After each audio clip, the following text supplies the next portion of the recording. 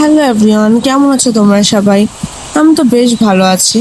অনেকদিন ধরেই ভাবছিলাম এই রিসোর্টটার একটা ভিডিও তোমাদের সাথে শেয়ার করব। আমি বেশ কয়েকদিন আগে টাঙ্গাইলের এই সুন্দর রিসোর্টটাতে গিয়েছিলাম, যেটার নাম ছিল seagull resort and spa village.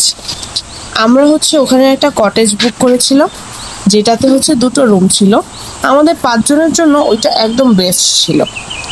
এটা ফার্স্ট রুমটা, যেটাতে আমি ছিলাম।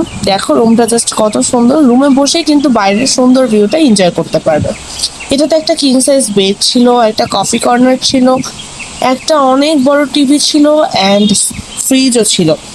অ্যান্ড তোমাদের তো বলতে ভুলেই গেছি, আমাদের ওয়াশরুমে কিন্তু একটা জাকুজিও সেট করা ছিল।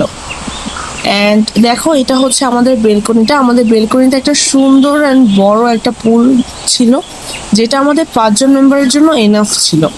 এই পুলে বসে আমরা যে কত এনজয় করেছি, সেগুলোর ক্লিপ তো আর নেওয়া হয়নি।